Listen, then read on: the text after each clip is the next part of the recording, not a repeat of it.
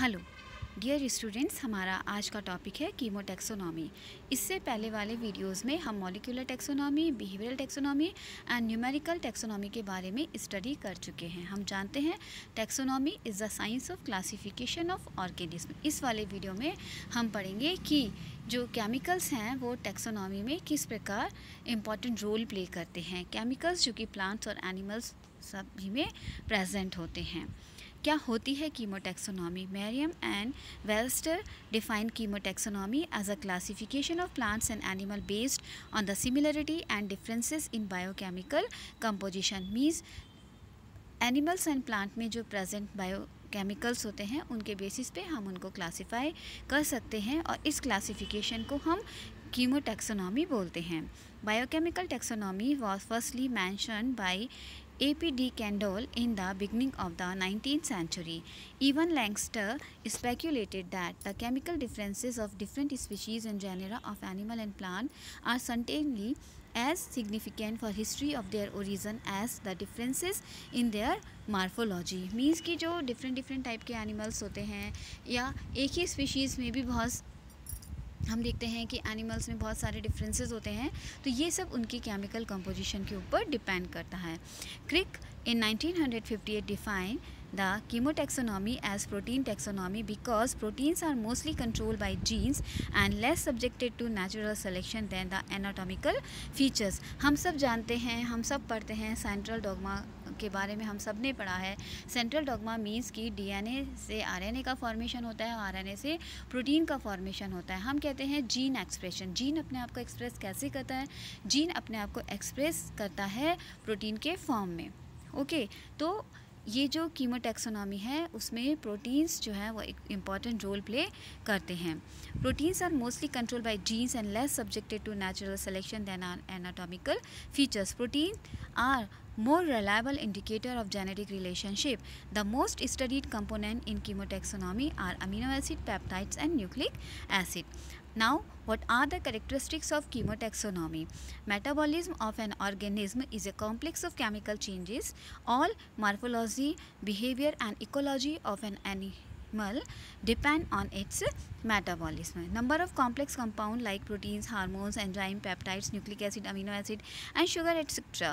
On the basis of these chemicals, animals differ from one another. The principal work of a chemical taxonomist is to compare the compound of class performing same function in different animal species. जो chemical taxonomist होते हैं उनका मुख्य काम क्या होता है? उनका मुख्य काम ये होता है कि जो कंपाउंड्स अलग अलग एनिमल्स में एक ही टाइप का फंक्शन परफॉर्म कर रहे हैं, फिर भी उनकी केमिकल कंपोजिशन में क्या डिफरेंट है, क्या डिफरेंस है।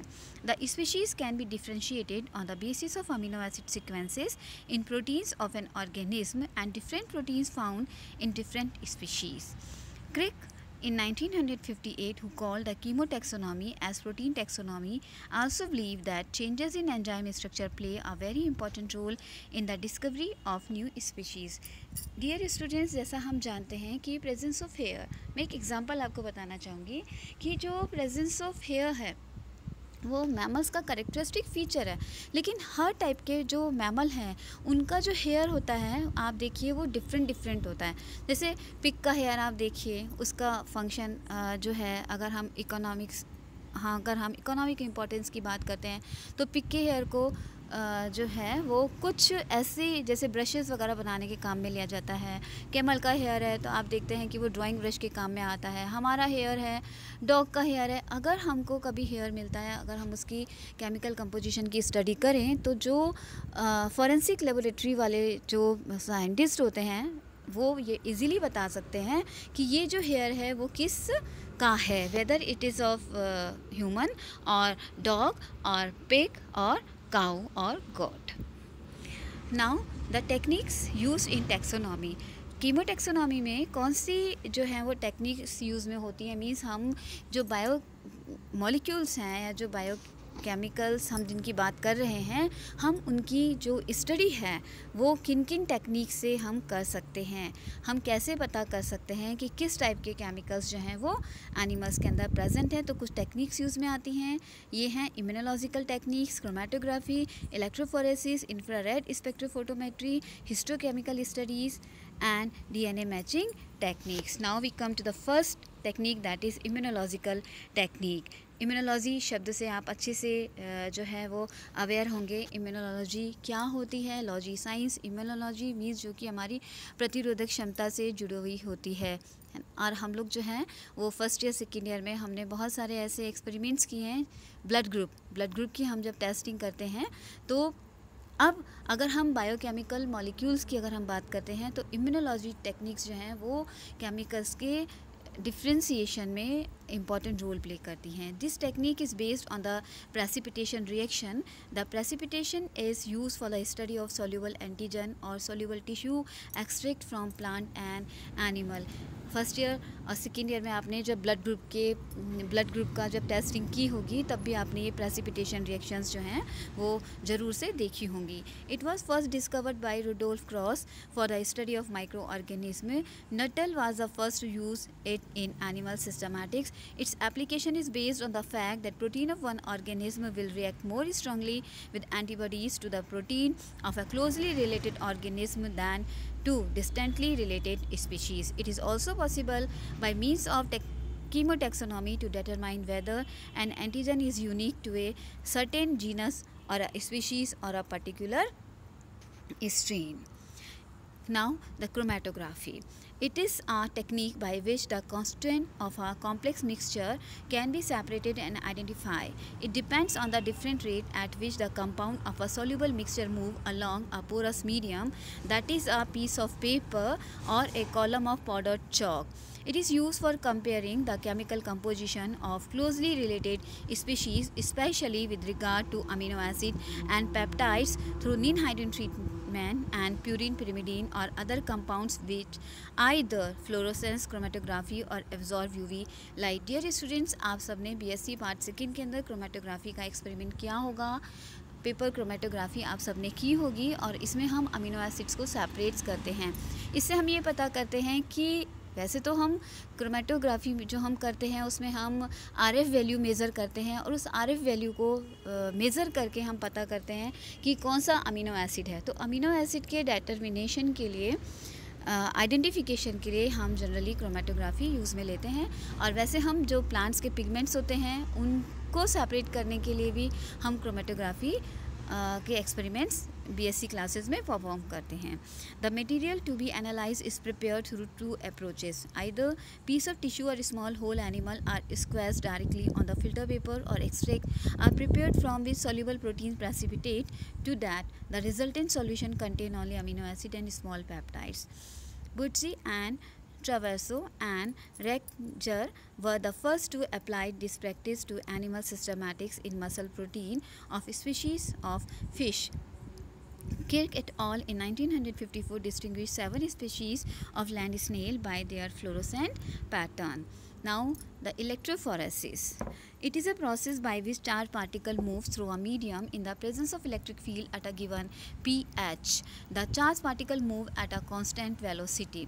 Electrophoresis is a phenomena of movement of dissolved substances through a fixed medium, but movement is brought about by electrical potential differences. It is based on the fact that the component of mixture carry electric charges is of varying amount and so will move at different rate in salt solution through which a current is passed. It was first used by Celius to distinguish multiple fraction of serum protein migrating through solution under the influence of an electric current. The distribution of amino acid in the bodies of whole animal or in selected tissue has been used to distinguish the species among other protozoa and also among mosquitoes and lamprey. Means कि जो हम proteins के जो movements को देख करके, जो charge particles के मूवमेंट की स्टडी करके हम स्पीशीज़ को स्पीशीज़ में डिफ्रेंशिएशन कर सकते हैं। In paper electrophoresis the mixture to be analyse is poured on a strip of paper after it has been moistened with the salt solution. Each end of the strip is put into a container filled with solution. The different components migrate at different rates according to their electric charge. When they are separated, their identification is made by various means. The paper, due to its high molecular absorptive qualities, variable pore size and high electroendosmotic buffer flow, was first replaced by agar gel, then starch and by acrylamide gel. Means की जो techniques हैं वो advance होती गई। The media starch and acrylamide introduce a second dimension to protein separation. The use of polyacrylamide gel for protein separation as a substitute for starch gel was first reported by David and Ornstein and Raymond and Weintraub in 1959. Now we come to the next technique, that is infrared spectrophotometry. Means समय के साथ में जो techniques थी वो advance होती गई और जो जितना जल्दी रिजल्ट दे और एक्यूरेट रिजल्ट दे उसको जो केमिकल टेक्सोनॉमिस्ट थे उन्होंने उसको यूज़ में लिया. Now the next one is the infrared spectrophotometry. It is based on the principle of absorption of infrared light by biological material. The pattern thus formed depend upon their chemical composition and bring in light many features of taxonomic importance. It is mainly applied to microorganisms by Randall et al., Stevenson and Bolden and Norris. Mix and Benedict for the first time applied this technique in the identification of mosquito.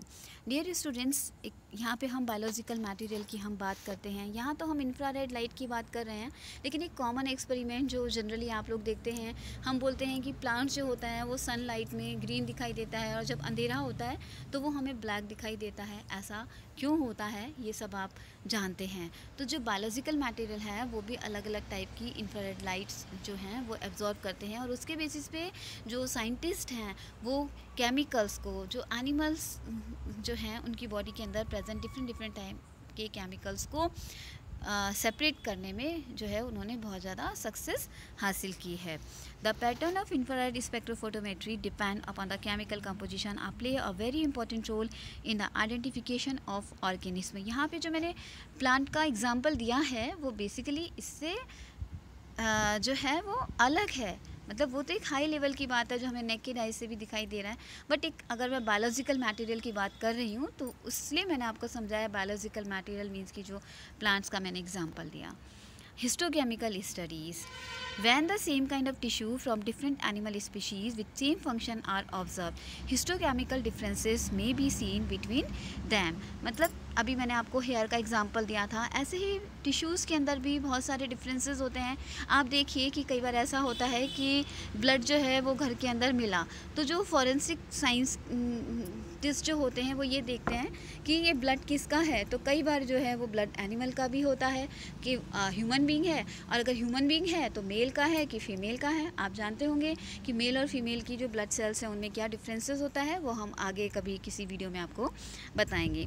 This differences are of taxonomic values and help in the recognition of the intra-specific grouping. It involves micro-technique and specific staining reaction. The mode of fixation of material of such studies is of great importance. These techniques have been employed in the qualitative and semi-qualitative analysis of protein, means कि जो protein की quality है उसको देखने के लिए free amino acids, enzyme, carbohydrate, lipids and nucleic acid including metal ions.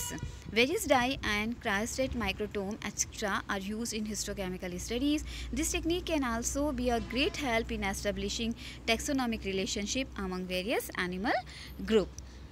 Now the DNA matching technique, जिससे कि आप सभी बहुत अवेयर हैं कि पेरेंटहुड के लिए जो होता है और क्रिमिनल जो हैं, अगर हम फॉरेंसिक साइंस की अगेन मैं बात करती हूँ तो क्रिमिनोलॉजी के जो फील्ड है उसमें भी DNA मैचिंग जो है वो बहुत की जाती है. आप सब इस वर्ड से अवेयर हैं. It is a newly developed technique. It include 2 new techniques, that is DNA fingerprinting and the blood grouping, easy method to determine parental issues and tissues. Indian psychologist Professor Lalji Singh is trying to find out relationship in species of crocodile and tiger by using DNA fingerprinting techniques.